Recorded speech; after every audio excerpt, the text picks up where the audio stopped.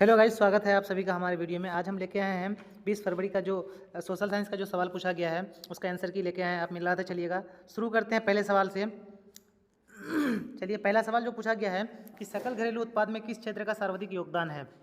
तो इसमें हो जाएगा तृतीय क्षेत्र का, जो कि आप जानते हैं कृषि क्षेत्र, सेवा क्षेत्र का, यानी सी नंबर इसका आंसर हो जाएगा। आगे बढ़ते हैं। 2 नंबर सवाल में पूछा गया है निम्न में किसका त्रिस्तरीय ढांचा है।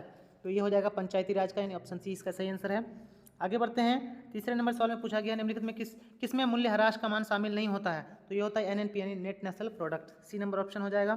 आगे बढ़ते हैं। 4 नंबर में पूछा गया है कि आर्थिक सुधार, भारतीय आर्थिक सुधारों में किसे शामिल किया गया है। तो इसमें हो जाएगा इनमें सभी, यानी डी नंबर ऑप्शन। आगे बढ़ते हैं। 5 नंबर सवाल में पूछा गया है कि पूंजी का पारिश्रमिक क्या कहलाता है। तो पूंजी का जो पारिश्रमिक हो जाएगा वो हो जाएगा ब्याज, यानी ऑप्शन सी इसका सही आंसर है। आगे बढ़ते हैं। निम्न में किस संपत्ति की तरलता सबसे कम है।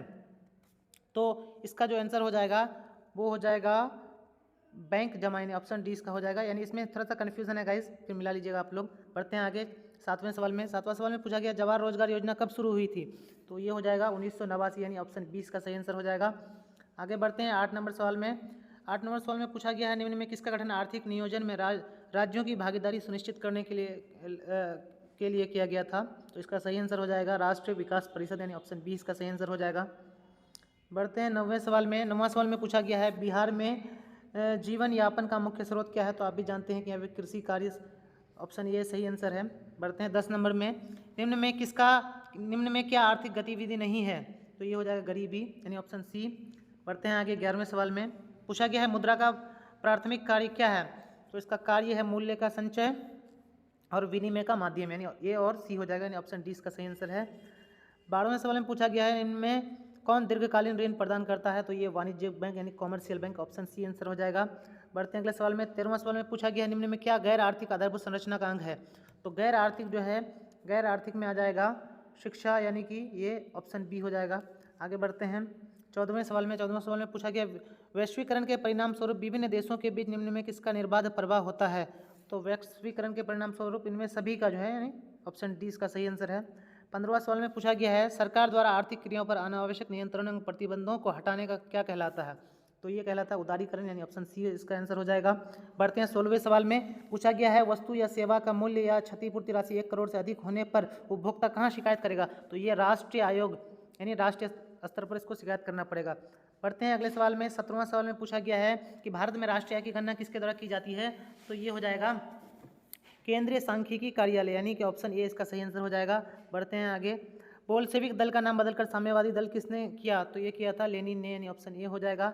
बढ़ते हैं अगले सवाल में। बंगाल विभाजन को कब रद्द किया गया था। तो ये रद्द किया गया था 1911 में, यानी ऑप्शन डी इसका सही आंसर हो जाएगा।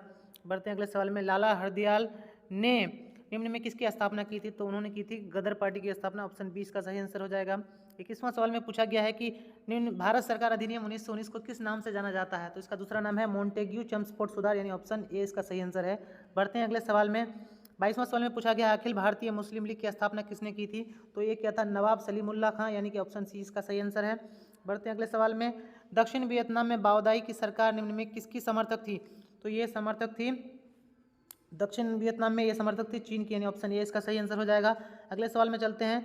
24 में बोला कि रूस में कृषि दासता को किसने समाप्त किया था। तो ये किया था जार अलेक्जेंडर द्वितीय ने, यानी ऑप्शन 20 का सही आंसर है। 25 नंबर सवाल में पूछा गया है कि पेरिस की प्रधान सड़कों की योजना किसने बनाई थी। तो ये हो जाएगा एवेनेजर हावर्ड, यानी ऑप्शन 20 का सही आंसर है। अगले सवाल में चलते हैं। गांधी जी ने साबरमती आश्रम की स्थापना कहाँ की थी। तो ये किया था अहमदाबाद में, यानी ऑप्शन 20 का सही आंसर हो जाएगा। अगला सवाल में पूछा गया है कि सेडोन के युद्ध में किसकी पराजय हुई थी, यानी किसका हार हुआ था। तो ये हो जाएगा फ्रांस, यानी ऑप्शन ए इसका सही आंसर हो जाएगा। अगले सवाल में चलते हैं। 28 नंबर में पूछा गया है कि निम्न में किसने अपने देश में अनिवार्य सैन्य सेवा लागू कर रखी थी। तो ये हो जाएगा ऑप्शन बी मेटरनिख ने। पढ़ते हैं अगले सवाल में। फ्रांस में किस शासक वंश की पुनर्स्थापना वियना कांग्रेस द्वारा की गई थी। तो ये फिर से जो बुर्बो वंश का स्थापना किया गया था, ऑप्शन डी इसका सही आंसर हो जाएगा। अगला सवाल में पूछा गया है आर्थिक नियोजन किसकी देन है। तो ये रूस की क्रांति की देन है, ऑप्शन 20 का सही आंसर हो जाएगा। अगले सवाल में चलते हैं। पूछा गया है कि भारत में सर्वप्रथम आधुनिक सूती कपड़े की मिल कहाँ स्थापित की गई थी। आधुनिक पूछा है तो आधुनिक जो हो जाएगा वो बम्बई हो जाएगा, यानी ऑप्शन 20 का सही आंसर है। बढ़ते हैं आगे। हो ची मिन्ह कहाँ का शासक था। हो ची मिन्ह कहाँ का शासक था। तो ये हो जाएगा कंबोडिया का, यानी ऑप्शन 20 का सही आंसर हो जाएगा। अगले सवाल में पूछा गया है कि निम्नलिखित में कौन जर्मन चांसलर था। तो ये हो जाएगा बिस्मार्क, यानी ऑप्शन सी इसका सही आंसर है। अगले सवाल में चलते हैं। नेपल्स की क्रांति कब हुई थी? तो नेपल्स की क्रांति 1821 ईस्वी में हुई थी, यानी बी ऑप्शन सही है। अगला 35वां सवाल में पूछा गया है, वैज्ञानिक समाजवाद का जनक किसे कहा जाता है? तो इसे कहा जाता है कार्ल मार्क्स को, यानी ऑप्शन 20 का सही आंसर हो जाएगा। 36 नंबर सवाल में पूछा गया, निम्न में किसे कैसर हिंद की उपाधि दी गई थी? तो आप भी जानते हैं कि महात्मा गांधी को दी गई थी, यानी ऑप्शन 20 का सही आंसर है। आप भी मिलाते चलिए आपका कितना सही हो रहा है। अगले सवाल में पूछा गया है कि निम्न में किस आंदोलन की शुरुआत दांडी मार्च से हुई थी? तो आपको भी पता होगा कि दांडी मार्च से गांधी जी ने सविनय अवज्ञा आंदोलन की शुरुआत की थी। अगला सवाल पूछा गया है 38 नंबर में, अमृत बाजार पत्रिका किस भाषा का समाचार पत्र था? तो ये बंगला का था, ऑप्शन 20 का सही आंसर है। अगले सवाल में पूछा गया है कि अखिल भारतीय ट्रेड यूनियन कांग्रेस की स्थापना कब हुई थी? तो ये हो जाएगा 1920 ईस्वी, यानी ऑप्शन 20 का सही आंसर हो जाएगा। 40 नंबर सवाल में पूछा गया है कि सोवियत संघ का विघटन कब हुआ था? तो सोवियत संघ का जो विघटन हुआ था वो हुआ था 1991 में, यानी ऑप्शन 20 का सही आंसर हो जाएगा। अगले सवाल में देखते हैं कि राज्यपाल की नियुक्ति कौन करता है? तो करता है राष्ट्रपति, यानी ऑप्शन 20 सही आंसर है। अगले सवाल में चलते हैं। पूछा गया है कि लोक जनशक्ति पार्टी का गठन किसने किया था? तो ये किया था कांशीराम ने, यानी ऑप्शन 30 का सही आंसर हो जाएगा। अगला सवाल पूछा गया है, पंचायती राज संस्थाओं के विघटन की स्थिति में कितने समय अंतराल में चुनाव करवाना अनिवार्य है, यानी कितने दिनों बाद चुनाव कराना होगा? तो ये हो जाएगा 6 माह बाद, यानी ऑप्शन 20 सही आंसर है। अगले सवाल में चलते हैं। पूछा गया है किस राज्य को काटकर मेघालय राज्य का गठन किया गया था? तो मेघालय के बगले में असम, यानी असम से काट करके, यानी ऑप्शन 20 का सही आंसर हो जाएगा। 45 नंबर में पूछा गया है, ग्राम कचहरी का प्रधान कौन होता है? तो ये सरपंच होता है, यानी ऑप्शन ए इसका सही आंसर हो जाएगा। अगले सवाल में चलते हैं। इनमें किस देश में एकात्मक शासन व्यवस्था है? तो इन सभी देशों में है, फ्रांस, ग्रेट ब्रिटेन और चीन, सभी में है, डी ऑप्शन सही हो जाएगा। 47 नंबर सवाल में पूछा गया है, निम्न में कौन दबाव समूह नहीं है? तो दबाव समूह, ये सारे दबाव समूह हैं, तो इनमें से जो ऑप्शन सी इसका सही आंसर हो जाएगा। अगले सवाल में चलते हैं। 48 नंबर में पूछा गया है, बीजू जनता दल किस राज्य से संबंधित है? तो बीजू जनता दल जो है वो उड़ीसा राज्य से संबंधित है, ऑप्शन सी इसका सही आंसर हो जाएगा। अगला सवाल पूछा गया है, क्षेत्रकारी संगठन कहाँ स्थापित हुआ था? तो ये हुआ था बिहार में, ऑप्शन सी इसका सही आंसर है। अगले सवाल में पूछा गया है कि 73वां संवैधानिक संशोधन निम्न में किससे संबंधित था? तो ये पंचायती राज से संबंधित था, यानी ऑप्शन ए इसका सही आंसर हो जाएगा। अगला सवाल पूछा गया है, राज्य पुनर्गठन आयोग 1953 का गठन किसकी अध्यक्षता में हुआ था? तो ये हुआ था फजल अली की, यानी ऑप्शन ए इसका सही आंसर हो जाएगा। अगले सवाल में बढ़ते हैं। पूछा गया है, निम्न में किस शहर में नगर निगम की स्थापना हो चुकी है? तो ये हो जाएगा भागलपुर, ऑप्शन ए सही आंसर है। अगला सवाल में चलते हैं। पूछा गया निम्नलिखित में कहाँ संघीय सरकार प्रणाली नहीं है? तो संघीय सरकार की जो प्रणाली है वो चीन में नहीं है, यानी ऑप्शन बी इसका सही आंसर है। अगले सवाल में चलते हैं। पूछा गया है कि निम्न में किस विषय को राज्य सूची में रखा गया है? तो कृषि, पुलिस, सिंचाई, ये सभी विषय को राज्य सूची में रखा गया, तो इसलिए ऑप्शन डी सही आंसर हो जाएगा। 55 नंबर सवाल में पूछा गया, भारतीय संविधान की 8वीं अनुसूची में कितनी भाषाओं को शामिल किया गया है? तो 22 भाषा शामिल है, आपको भी पता है, ऑप्शन 20 का सही आंसर है। अगला सवाल है, राजनीतिक दलों को चुनाव चिन्ह कौन आवंटित करता है? तो ये करता है चुनाव आयोग, यानी ऑप्शन सी इसका सही आंसर है। अगले सवाल में चलते हैं। 57 नंबर में पूछा गया है, भारत में प्रथम जल विद्युत संयंत्र की स्थापना कहाँ की गई थी? तो ये हो जाएगा दार्जिलिंग, ऑप्शन बी। अगले सवाल में चलते हैं। गुजरात का कच्छ प्रदेश किस भूकंप जोन में आता है? तो ये सबसे खतरनाक भूकंप जोन में आता है, यानी जोन 5, यानी ऑप्शन डी इसका सही आंसर है। अगले सवाल में चलते हैं। किस नदी को बंगाल का शोक कहा जाता है? तो दामोदर नदी, यानी ऑप्शन 20 का सही आंसर हो जाएगा। अगला सवाल में चलते हैं। भारत की सबसे बड़ी कृत्रिम झील कौन सी है? तो ये हो जाएगा गोविंद सागर, ऑप्शन ए इसका सही आंसर हो जाएगा। अगला सवाल चलते हैं। 61 में पूछा गया है, आसवान बांध किस नदी पर बना है? तो ये हो जाएगा नील नदी, ऑप्शन ए इसका सही आंसर हो जाएगा। अगला सवाल में चलते हैं। 2011 की जनगणना की दृष्टि से भारत का विश्व में कौन सा स्थान है? तो जनगणना के आधार पर अगर देखें तो भारत का 2011 में द्वितीय स्थान था, अभी जो है प्रथम स्थान हो गया है, तो इसका ऑप्शन बी हो जाएगा।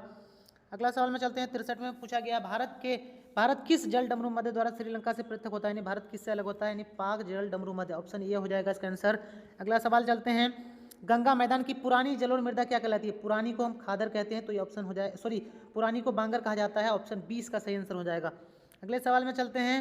अगला सवाल पूछा गया है कि सबसे लंबा राष्ट्रीय जलमार्ग कौन सा है? तो ये हो जाएगा राष्ट्रीय जलमार्ग संख्या 1, ऑप्शन ए इसका सही आंसर है।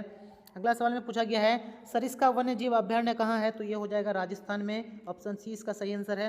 अगला सवाल में चलते हैं। कैगा परमाणु विद्युत संयंत्र कहाँ स्थापित है? तो ये हो जाएगा कर्नाटक, ऑप्शन बी। आगे बढ़ते हैं। भारत का सार्वजनिक क्षेत्र के कितने तेल परिष्करण केंद्र कार्य कर रहे हैं? तो ये हो जाएगा 25, यानी ऑप्शन डी।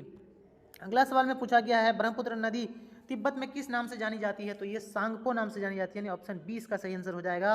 अगला सवाल है कि भारत की सबसे पुरानी तेल शोधन इकाई का क्या नाम है? तो ये है असम में, यानी इसका नाम है डिब्रूगढ़, यानी ऑप्शन सी इसका हो जाएगा। अगला सवाल पढ़ते हैं। निम्नलिखित में कौन रोपण फसल है? तो चाय, रबड़ और गन्ना, ये तीनों जो है रोपण फसल है, तो ऑप्शन डी इसका सही आंसर हो जाएगा। अगला सवाल चलते हैं, प्राकृतिक गैस किस खनिज के साथ पाई जाती है? तो ये पाई जाती है पेट्रोलियम के साथ, यानी ऑप्शन डी सही आंसर है। अगला सवाल, सर्वोत्तम कोयले का प्रकार क्या है? तो ये हो जाएगा एंथ्रासाइट, सबसे बढ़िया कोयला है, ऑप्शन सी इसका सही आंसर है। अगला सवाल पूछा गया, कुशेश्वर स्थान अभ्यारण्य कहाँ है? तो ये हो जाएगा दरभंगा, यानी ऑप्शन बी सही आंसर है। अगले सवाल में चलते हैं, समोच्च जुताई कहाँ की जाती है? तो ये पहाड़ी इलाकों में की जाती है, ऑप्शन सी इसका सही आंसर हो जाएगा। अगला सवाल पूछा गया कि जोहान्सबर्ग में पृथ्वी सम्मेलन आयोजित हुआ था, ये कौन सा पृथ्वी सम्मेलन था? तो आपको भी पता होगा कि जोहान्सबर्ग में जो हुआ था वो तृतीय हुआ था, तृतीय। अगले सवाल में बढ़ते हैं, मूंगफली किस प्रकार का फसल है? तो मूंगफली जो है वो खरीफ फसल है, ऑप्शन बी आंसर हो जाएगा। सब्जी उत्पादन में बिहार का कौन सा स्थान है? तो सब्जी उत्पादन में जो बिहार का जो पूरे भारत में इसका चौथा स्थान है, चतुर्थ हो जाएगा, डी ऑप्शन। अगला, बागमती परियोजना कहाँ स्थित है? तो बागमती जो परियोजना है वो हो जाएगा सीतामढ़ी में, यानी ऑप्शन ए इसका सही आंसर हो जाएगा। अगला सवाल बढ़ते हैं, यहाँ पे पूछा गया है कि 2011 की जनगणना के अनुसार बिहार के किस जिले का जनसंख्या घनत्व तो सबसे अधिक होगा? तो ये हो जाएगा पटना। इस तरह से आपके जो है सारे सवाल जो है यहाँ पे फिनिश हो जाते हैं। आप मिलाइएगा कि आपका 40 में से आप कितना सवाल सही करके आए हैं, आप कमेंट में बताइएगा। मिलते हैं अगले वीडियो में, तब तक के लिए आप शेयर सब्सक्राइब कर दीजिए। मिलते हैं अगले वीडियो में।